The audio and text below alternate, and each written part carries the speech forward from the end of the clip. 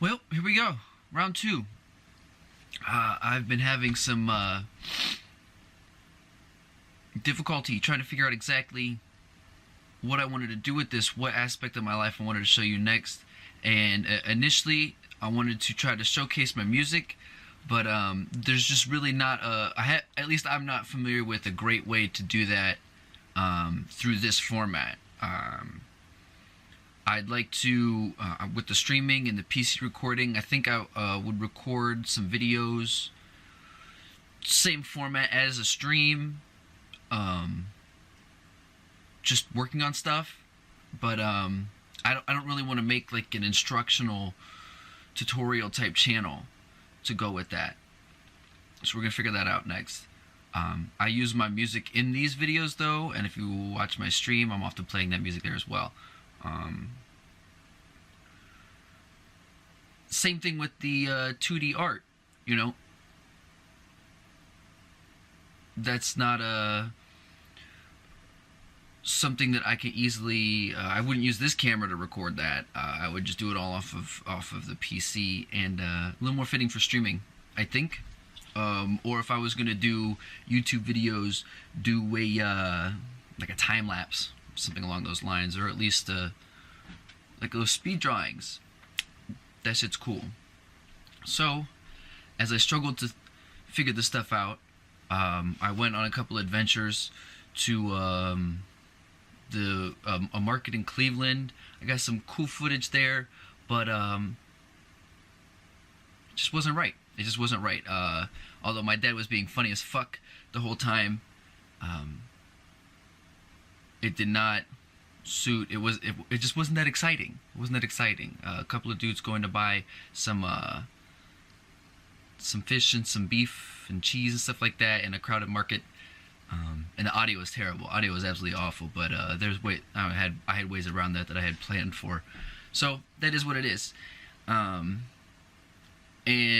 that's what has put me back a couple days here. I plan on minimum uploading every 72 hours. From this point forward, even if it's just a video of me talking to you guys like this, I will be putting it on there. Maybe I won't say shit. Maybe I'll just fucking yak my face off, and you know, that'll be my upload. But I'm gonna upload. I knew part of this going into it. I wanted to be just that. Just me talking to you guys, and almost putting thoughts down on paper in a way, and on video, and see how these things resonate. I anticipate pissing people off, but you know what? That's okay. That's okay, cause I'm gonna do me. I'm gonna do me. I'm gonna do mine. Man, I'm looking a little bummy today. That's fine though. That's my look. I'm like, it's like Yeezys, except I do have a tear. Okay, so yeah, I'm basically just like Kanye. I'm a fucking Walt Disney of the generation. Walt Disney of the senior millennials. I don't know, the 26th. Am I still a millennial in 2018? Okay, so with that being said, that's what's gonna go on today. We're gonna hang out. I might clip some things into this, but I actually don't anticipate much here.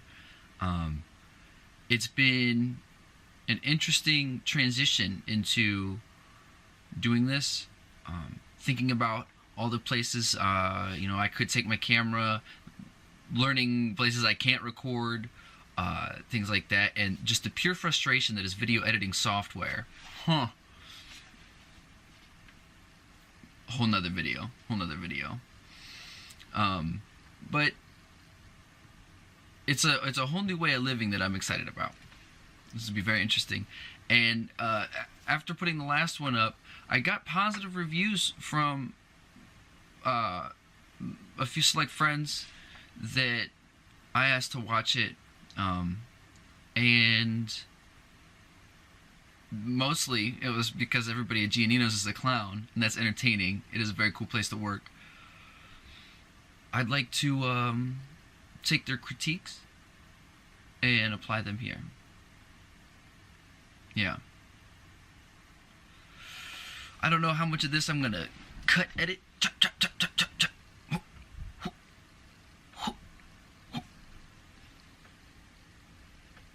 How's it looking? How's it looking? It's gonna go today. Most of it. We're gonna get rid of it. Anyways, I've been struggling every day.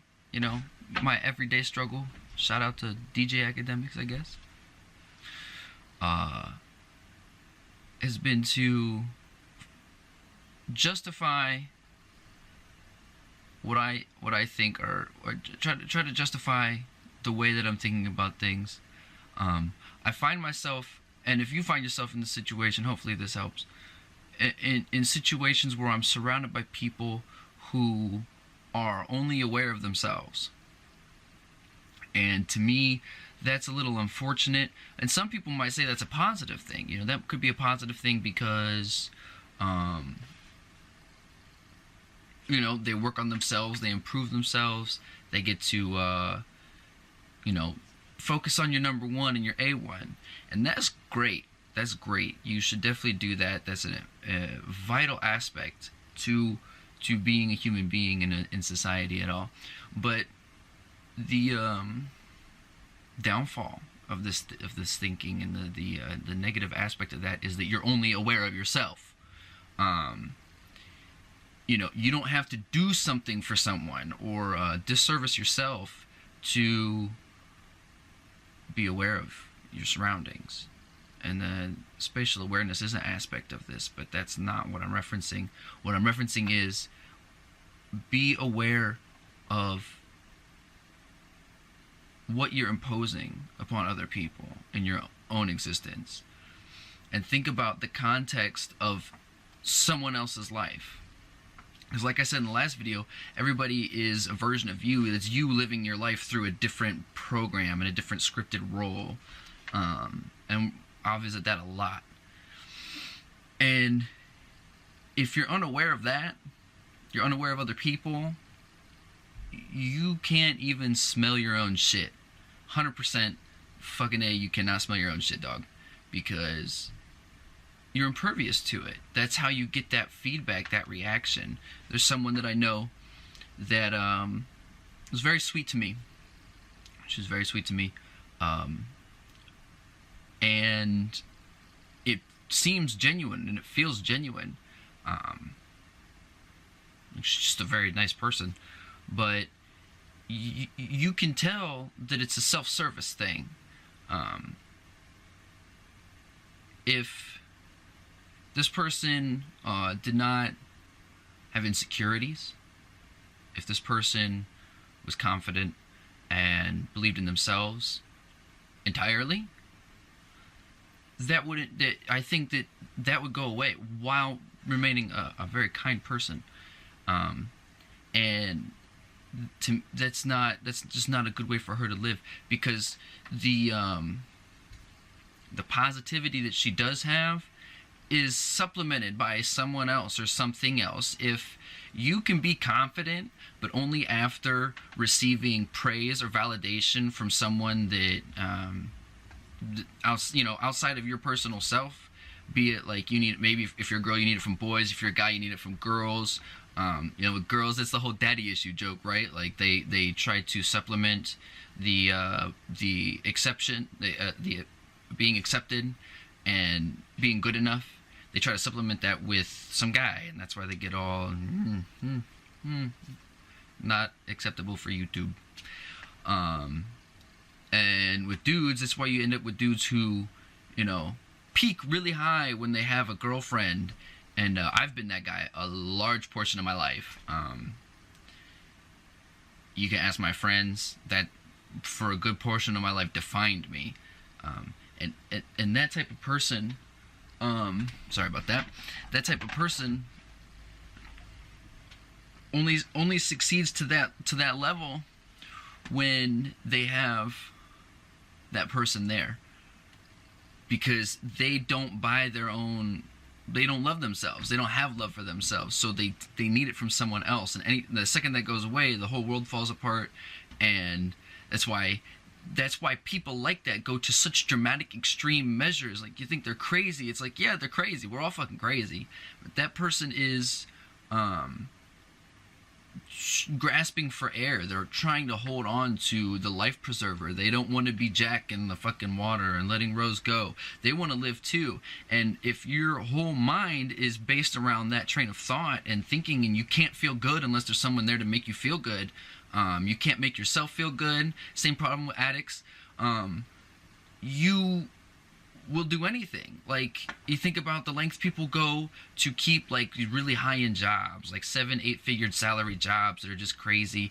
They like murder people and like commit like crazy heinous felonies like Enron, and think about shit like that. But people don't look at it that way because they're only aware of themselves. They're only aware of what their input is, what they've received, how that makes them feel, and then they try to reverberate back into that frequency to adjust it to their tune, to paint the landscape in a way that's favorable to them. But they're trying to do that when there's 7 billion other people around them bouncing signals into that, painting their own landscape around them. And then you integrate, say you're not a part of 7 billion people though. You're one person. You live in a community, in a city that's 100,000 people. Realistically, like, if you work within that city and you're a young adult or you're an adult and you kind of live by yourself, or maybe have a girlfriend, or maybe married one kid or something like that, you're interacting with, at best, directly 50 people over the course of a month, and then indirectly or like super infrequently, like maybe 5,000 to 10,000 people a year, depending on what you do. Like, if you work at a grocery store or something like that, yeah, like, you got people coming through. But point is that every single one of those people are pinging into your frequency. And if you're only aware of yourself, but you are paying attention to that vibe that is, the comfort of your life, that is your own perception of reality, you are going to be confused, you're not going to be content, and you're going to end up needing that supplement, that an additional person who will allow you to understand your energy, and they kind of stand around your little frequency and they keep it from happening. And the person I mentioned before, this girl, she has the right idea, she's got and there's a lot of people that I see, and I'm not trying to pick on her particularly, but she's just a good example, and that's what I'm a reference for this.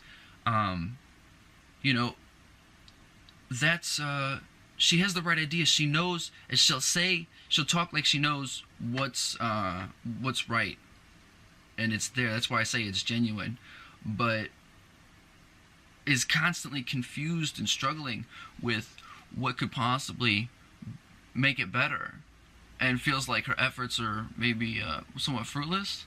Maybe not so much fruitless, but not solving the problem. And I think anybody out there that's in that situation should just try to be very aware of your surroundings. Be aware of other people. Beware. No, I'm just playing. You see prime examples of this in someone who is racist or a misogynist, or I don't remember what the term is, but the same version of misogynist towards men. There's I used to date this girl, and she was like a super conservative. That's how she felt. That's how she voted. She would super right wing on a lot of topics, but she would have these feminist discussions where she would talk about how she hates social justice warrior feminism, and third wave college campus feminism is cancer, blah blah blah blah blah. Why are there 73 genders? She would go on that, and then she got mad because, I'll tell you the story.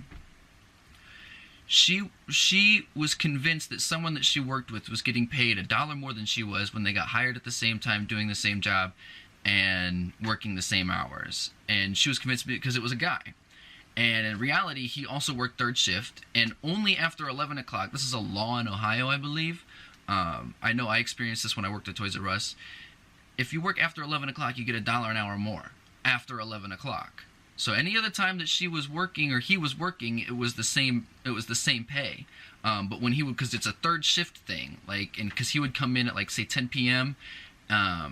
And so for that first hour he'd get paid. It was like $9 or something like that. And the next hour he started getting paid, and he'd get paid till 6 a.m. And that's how that worked. And this ended up into this big discussion where it basically boiled down to she was, speaking of daddy issues, she was angry at her dad because when she wanted to play baseball with her brothers. She had like maybe 3 or 4 brothers when she was younger. I should know that. 4 years down the drain, damn. She was mad at him because he said girls don't play baseball, boys do. Girls play softball, and all she wanted to do was play baseball with her brothers, and he wouldn't let her. And so that set a tone in her mind forever. This is when she was like 6. We're into our 20s, and she's angry at the world that and feels as though all men take this position. She's only aware of her own. She received that input, she processed it, hurt her feelings, so now that's the landscape that she's painted for herself. And I'm sitting there, I'm thinking, okay, well, what's wrong with softball? Like, what's wrong with softball? Why didn't you just, if you really wanted to play, like, why didn't you do that? She's like, I wanted to play baseball. You know, all these different reasons. And that's probably mostly just her being a stickler. Clearly she's got herself into this sort of mental conundrum here. But she said, there are no women's baseball teams. I'm thinking, well, that's not true. So, because I know for a fact, where I live in a city. I don't know if I'm going to you guys probably can figure it out by watching my videos. I don't know if I'm just going to say it, though. Pretty much only my friends are watching this, so they know anyways. There's I literally drive past every day a huge stadium, like not a huge like Jacobs Field Stadium, but it's a stadium where they play the U.S. Olympic women's softball team practices there. But there's also like high school and college tier baseball practice there all the time, like women's baseball, not just regular men's baseball. And I was telling her about this, and she's like, well, you know, there weren't any around when I grew up. It's like, well, you can't hold that against the world. Like, maybe you know, I'm sorry you didn't have the internet then, but what you're basing this anger off of is just false. It's just not real. And then I looked up women's MLB, and there's like international leagues around the world. There's millions and millions and millions of dollars in ad sponsorship, and there's so much money. These women become millionaires playing baseball, not softball. And she couldn't let it go. And essentially, her entire point came down to, Daddy hurt my feelings at one point, and instead of being aware of his, 1, ignorance, if that's what he really thought, 2, his that's he's not you. You are not him. He probably just said that because you were bad that day or something like that. But you don't want to think of that. You just want to take your own interpretation and spit that back out and make that your reality. And that ended up staining her perspective on all gender-related issues, her own insecurities, the foundation of how she interacted with men. It completely controlled her entire romantic life, probably to this day. I don't know, and caused a lot of tension for her just being in her own head. Had nothing to do with anybody around her, and that is one of the most toxic ways you could possibly fucking live. And I know I've lived that way. I know it's very easy to live that way, especially when you're young, you're growing up, you don't understand, and we got the internet, Instagram, YouTube, everything's coming at you. So much crazy shit out there. Your parents are harping on you. You don't understand what you're doing wrong. Like, you're just like, I just want to play baseball. I just want to stream Fortnite every night and try to be the next ninja. Like, it is what it is. People look at me, my parents are fully aware of my musical success. They've been there for a lot of it. They're aware of the amount of dedication, time, and effort I've put tens of thousands of hours into becoming the musician I am today. And when I told my dad, I got to rap for Tech Nine, He said I was dope. I rapped for the rest of the essentially the rest of that stable in Strange Music. They said I was dope. My beats are lit. Like, I can do this. I'm gonna do this. I'm gonna make this music. It might take me 5 years. It might take me a week. I don't know what it is, but I'm going to do it. They doubted me. Well, he doubts me. He makes fun of it. It's a joke for him. And that's kind of what he does about everything now, you know. But I'm not gonna, like, okay. And there's like 50,000 other people. The girl I mentioned before about the baseball, one of her best friends, I had nothing but bad things to say. I couldn't see him doing it. Okay, that's fine. You'll see me doing it when I do it. Like, that is, you are unaware of what is going on around you. If you know, someone like my dad, not able to see the potential, the possibility of what can happen there, it's because he's unaware of what's going on around him. Sorry, Dad. And same thing with her friend. It's, you know, you are not computing every single algorithm. You're on a single thread, you're on a single train, and that's all you're fucking doing. A little bit of a rant there. Point is, be aware of those that are around you. Understand what's going on around in the space around you. Understand how what you're doing, what you're saying is impacting, and how it can be perceived. And understand that speaking clearly and trying to have decisive comments will make a huge difference in that. And if someone is coming at you or says something in a way that you're going to automatically interpret it negative, I mean, clearly there's a, hey, fuck you, bitch. Like, usually that means, hey, fuck you, bitch. But do everything that you can to find a way to not take what someone's saying or doing as a negative. Because 8 out of 10 times, 10 out of 10 times probably, you would do the exact same thing if you were them. And secondly, without actually being them, you don't know what has gotten this chain of events to occur. Maybe it's an action they did that's negative. Maybe it's something they said that was negative. And maybe they didn't mean it that way. Just maybe it's that simple as a misunderstanding because you're not just speaking the same language. So, yep, I'm going to wrap this up here. I'm actually kind of satisfied here. I will be doing my best to upload some gameplay footage of Fortnite, Rust, and League of Legends. Both modes on Fortnite in the next couple of days. I'm having everything recorded in .flvs and I have to convert them to MP4s, and it takes forever because these are like 5-6 hour long session recordings. If anybody has any suggestions on a better way to alter those without using VLC, because that's what takes forever, much love. Okay, this is the part where there's probably some dope music playing. I made that. I did that. I made this. Maybe it's fading out. Are we fading away? Is going go? You're gonna fade into the phase? Is tatted on my chest? Just kidding.